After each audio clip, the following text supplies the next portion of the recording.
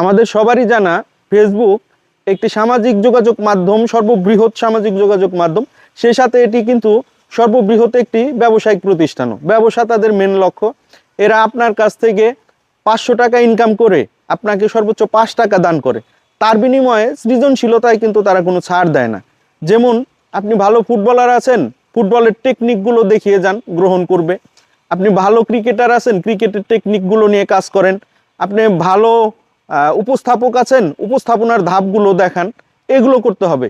কিন্তু আমাদের মাঝে অনেকেই আছি, আমরা সকালে একটি সেলফি তুললাম, সেলফি তুলে পোস্ট দিলাম শুভ সকাল, আবার রাত্রে একটি ছবি তুলে বা ছবি ছাড়া পোস্ট দিলাম শুভরাত্রি। এটা আমরা নিয়মিত রুটিন বানিয়ে ফেলেছি। এটা কিন্তু ভাই গ্রহণযোগ্য না। একই কাজ বারবার করার ফলে এদের যে রোবট অত্যন্ত শক্তিশালী, প্রত্যেকটা ফেসবুক অ্যাপস আপনার আমার কাছে যেগুলো ইউজ হচ্ছে সেগুলো এরা খুব ভালোভাবে নজর রাখে একটা রোবটের মাধ্যমেই। তো এতে কি হয়, নিয়মিত একই কমেন্টস একই পোস্ট বারবার দিলে আমাদের রিচগুলো কমে যায়। এভাবে আসলে আগানো যাবে না, সৃজনশীল হতে হবে, সৃজনশীলতার উপর বেশি জোর দিতে হবে। তো আমি এতটুকু জানতে পেরেছি, এতটুকু আপনাদের সাথে শেয়ার করলাম। ধন্যবাদ, ভালো থাকবেন সবাই। আসসালামু আলাইকুম।